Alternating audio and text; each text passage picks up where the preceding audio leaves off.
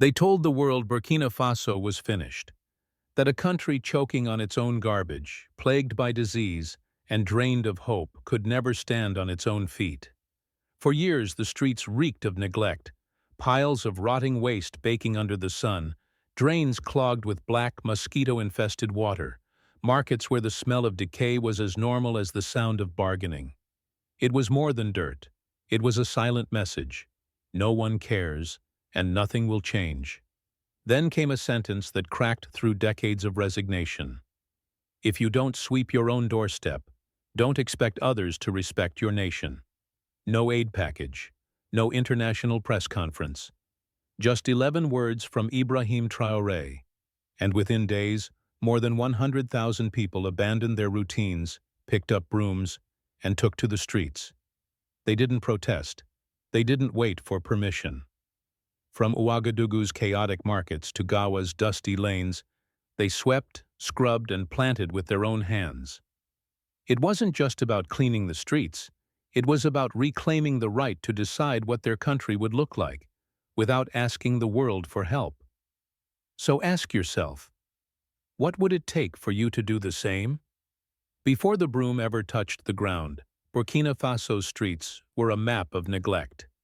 In Ouagadougou, heaps of plastic bags, rotting vegetables, and animal carcasses lined the curbs like unwanted monuments. The stench didn't just cling to the air, it soaked into the skin. In Bobo-Dioulasso, the country's second-largest city, drainage canals meant to carry away rainwater had turned into stagnant black rivers buzzing with mosquitoes. The smell was so thick you could taste it. This wasn't just unpleasant, it was deadly. Clinics quietly reported spikes in malaria, dengue, and cholera every rainy season. Children played barefoot beside mosquito-filled puddles, their laughter masking the slow, invisible toll on their health. Adults passed by with eyes fixed ahead, pretending not to see. After all, for decades they had been told the same thing. Wait. Wait for aid. Wait for a program. Wait for someone else to fix the problem. But here's the twist. This decay wasn't inevitable. Older generations remembered a different time. The first Saturday of every month used to be a civic ritual. Neighbors sweeping side by side, not for show, but for dignity. Those days vanished under waves of political instability, coups, and broken promises. And with them, a dangerous belief took root. Responsibility belonged to someone else. If you live in a city where the streets are clean, ask yourself, would they still be clean if everyone decided it wasn't their job? Because in Burkina Faso, that's exactly what happened. It didn't begin with banners, speeches, or blaring sirens. It began quietly, almost too quietly to notice. One sentence, spoken without ceremony, began slipping from mouth to mouth across dusty courtyards and crowded markets. If you don't sweep your own doorstep, don't expect others to respect your nation. The man behind it, Ibrahim Traoré, wasn't introducing a multi-million-dollar sanitation program. He wasn't cutting a ribbon next to a foreign ambassador.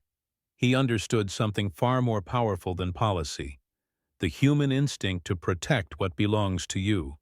Within 72 hours of those words, the first small groups began to appear. In the Zogona market, traders shut their stalls early, brooms and buckets in hand. In Gawa, a group of mothers balanced children on their backs while clearing piles of plastic from the roadside. In Bobo-Dioulasso, a unit of soldiers left their rifles in the barracks and showed up with shovels, digging out a canal clogged for over a decade. Here's the data that proves this wasn't symbolic. In the first week alone, municipal records estimated more than 35,000 people took part. That number tripled by the end of the month, over 100,000 volunteers. By then, they had cleared roughly 400 kilometers of drainage, removed 8,000 tons of waste, and planted tens of thousands of trees to shade schoolyards, streets, and clinics. But the most telling figure? Less than 10% of the tools used came from government stores. The rest came from the pockets of citizens themselves. Brooms, buckets, shovels, paint. No foreign trucks rolled in with supplies. No NGO logos appeared on the work. So the question is, what drives someone to spend their own money, give up their own time, and sweat in the midday heat for nothing more than a cleaner street? Pride, desperation, or the sense that this time no one else was coming to save them. And as more people joined, something unexpected began to happen. It wasn't just the streets that looked different. The way people looked at each other began to change too. By the second week, what began as scattered acts of civic duty was already mutating into something the country hadn't seen in decades: a coordinated, self-sustaining wave. Entire neighborhoods in Ouagadougou organized themselves without waiting for municipal orders. Market districts, once infamous for knee-deep refuse, began competing over whose stalls shone the brightest. Traders laid out goods on clean mats, swept their spaces not just in the morning but several times a day. The numbers told one story, but the atmosphere told another. In Bobo-Dioulasso, soldiers in fatigues were seen hauling sacks of garbage shoulder to shoulder with teenagers in flip-flops. In Jibo, men who'd barely exchanged words for years dug side by side to reopen water channels, laughing and arguing over whose section was the straightest. Teachers in Gawa took their classes outdoors to repaint blackboards and plant saplings, treating it as both a science lesson and a civic ritual. By the end of the second month, the raw output was staggering.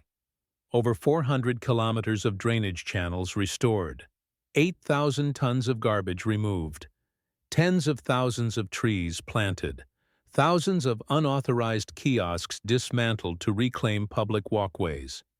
Yet the real transformation was harder to measure. Public health workers reported a noticeable drop in malaria and diarrheal cases. Fewer mosquito breeding grounds meant fewer infections. Markets no longer smelled like a mix of rot and exhaust, but like wet earth and fresh paint. Conversations between strangers shifted from "Who will fix this?" to "What will we fix next?" If you live in a place where neighbors barely nod at each other, imagine this. You're scrubbing a wall and a soldier walks up, not to give orders, but to help you paint. Would that change the way you saw your community? Because in Burkina Faso, those moments weren't exceptions. They were the new normal. And just when it seemed like the momentum couldn't grow any further, it did. What was once a whisper of pride had become a roar loud enough to cross borders. When the first before and after photos began appearing online, they weren't posted by government ministries or official media. They came from the phones of sweaty, dust-covered citizens. A boy in Ouagadougou, no older than 10, grinning beside a freshly painted school wall. A group of women in their 60s, hands on hips, standing in front of a street now lined with young trees. A soldier holding a broom like a rifle, with the caption, "This is my weapon today." The images spread fast. Within weeks, Burkinabe communities in Paris, New York, and Accra were organizing their own cleanups in solidarity. A community leader in Brooklyn wrote, "If our people back home are rising with brooms, we will not sit idle in the comfort of clean streets abroad." Social media challenges began popping up. 30 days, 30 drains, 100 trees in 100 days, inviting anyone, anywhere, to prove that change didn't need a budget, just a broom and a will. Foreign media started calling it Africa's Clean Revolution. Delegations from Mali, Niger, and Ghana traveled to Burkina Faso to see it firsthand, taking notes on how to adapt the model for their own cities. In Kenya, urban activists wrote op-eds asking, "If Burkina Faso can do this without aid, what's stopping us?" But here's where it got interesting. The story began resonating in unexpected places. In the United States, in cities like Detroit, Baltimore, and New Orleans, older residents recognized echoes of their own past. They remembered block cleanups, summer repainting drives, and the unspoken pride of keeping your corner store's front step clean. The Burkina Faso example wasn't framed as foreign inspiration. It was a mirror, forcing people to ask, When did we stop sweeping our own doorsteps? And that's the thing about this movement. It was never just about trash. It was about reclaiming dignity without waiting for permission. A broom in Ouagadougou was suddenly speaking to a grandmother in Michigan, a shopkeeper in Nairobi, and a student in Paris. But the bigger the wave, the more resistance it stirred. And in Burkina Faso, old habits were not going to go quietly. No movement, no matter how pure its beginnings, escapes the gravity of doubt. In the shadows of freshly swept streets, whispers began to creep in. This won't last. It's just for show. Some traders, forced to dismantle kiosks that had spilled illegally onto public walkways, grumbled that the campaign was an attack on their livelihoods.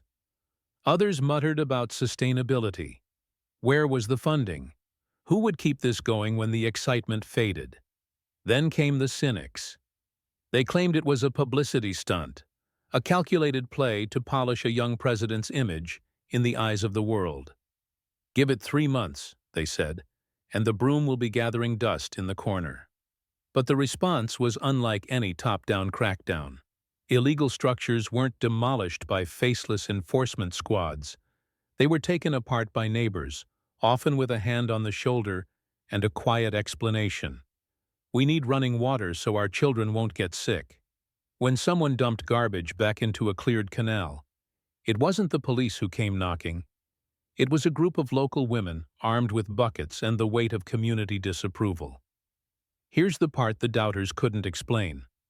By the 3rd month, participation wasn't dropping, it was holding steady.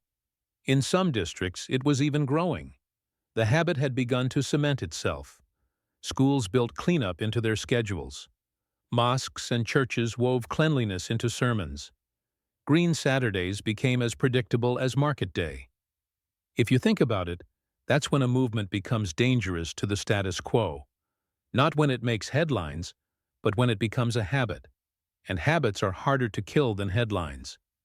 Still, the tension never fully disappeared. On one side, a swelling pride in self-reliance.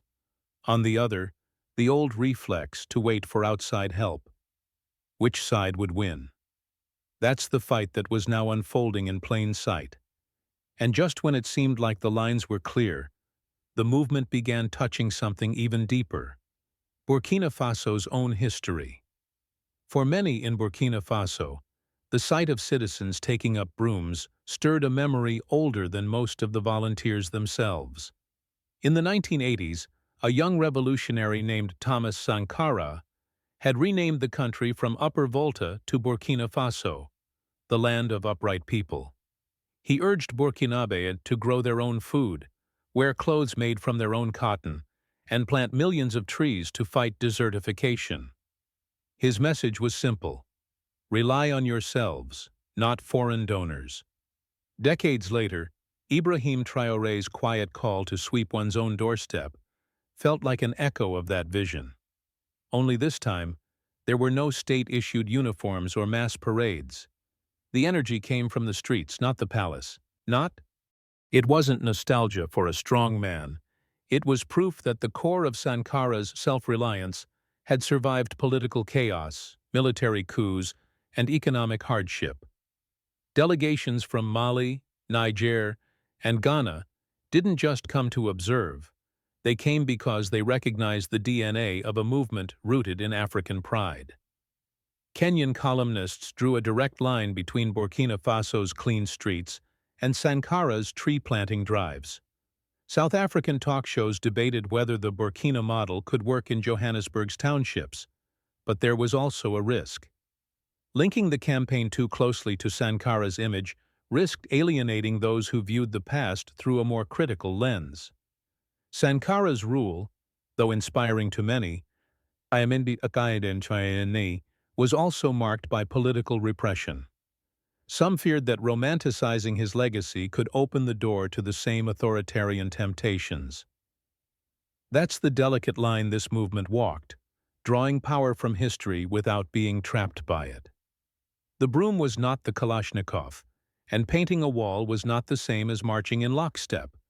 Yet, for better or worse, The comparison was now firmly planted in the public mind. And as history cast its shadow, another question emerged. Could this surge of unity survive the test of time, or was it destined to fade like so many movements before it? By the fourth month, the cleanup was no longer a headline, it was a rhythm. Green Saturday wasn't an event to prepare for, it was simply the weekend. In Ouagadougou's sectors, neighborhood committees kept handwritten rosters of who had participated the previous week. Markets in Zogona and Larle posted small chalkboard signs listing how many days they had gone without litter piling up.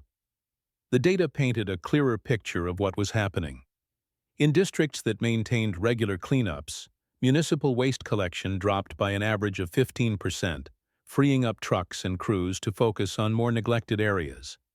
Local clinics reported a 22% decrease in cases of malaria compared to the previous year's rainy season, and dengue fever cases in certain neighborhoods fell by almost half. Schools became hubs for more than academics. In Gawa, primary students were planting seedlings every Friday, tracking their growth in notebooks alongside math problems. In Bobo-Dioulasso, secondary schools began incorporating sanitation projects into their final year exams.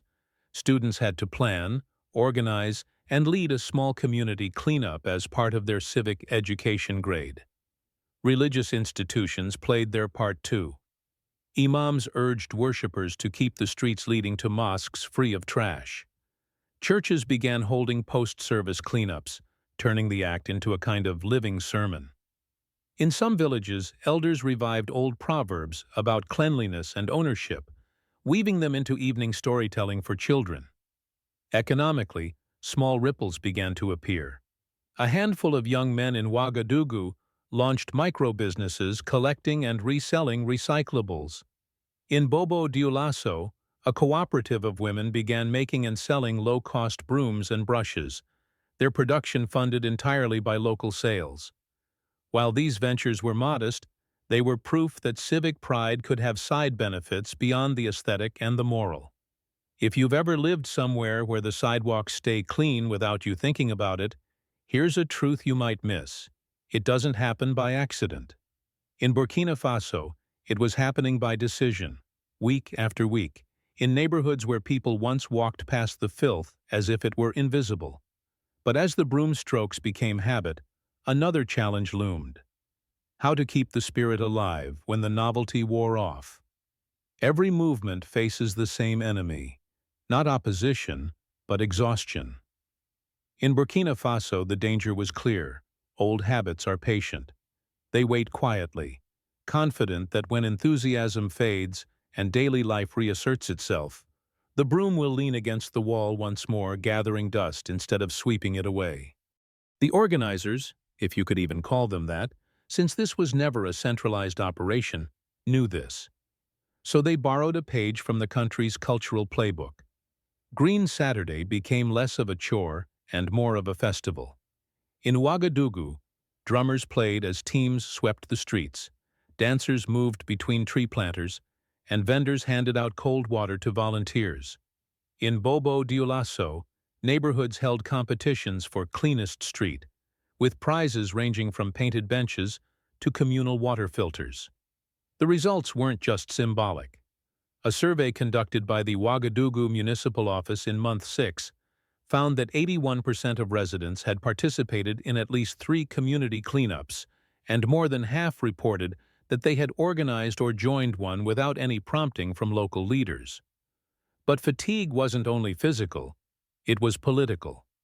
Skeptics still questioned whether the energy could outlast the moment. Foreign commentators speculated that without institutional backing, the wave would eventually recede. Some local politicians, wary of a movement they didn't control, quietly pushed for more formal oversight, something that risked smothering the grassroots spontaneity that made it thrive. That tension sparked debate in tea stalls and market corners. Should the cleanup become a state-run program, with budgets and official staff? Or should it remain entirely in the people's hands, even if that meant uneven results? There was no easy answer, and maybe that was the point. The broom had forced the nation to confront bigger questions about who owns the future of the country. Meanwhile, the diaspora kept the pressure alive. Burkinabe abroad posted their own cleanup efforts on social media, tagging friends back home with captions like, "We're still watching, keep going." This transnational echo served as both encouragement and accountability, a reminder that the world had noticed. In the end, the legacy of this movement may not be measured in kilometers of drainage cleared or tons of waste removed, but in a shift so subtle, it's almost invisible: the change in language. Fewer people say, "That's the government's job." More people say, "This is our street." That mental pivot, from outsourcing responsibility to claiming ownership, is harder to reverse than any painted wall or planted tree. So the question that started with a broom in Burkina Faso now belongs to everyone. What's the broom in your hand? What corner of your community needs sweeping? And will you wait for permission, or will you start today? If you believe in the power of small acts to build a nation, share this story. Leave a comment with the name of the place you'd fight for, because dignity isn't given. It's made, one broom stroke at a time.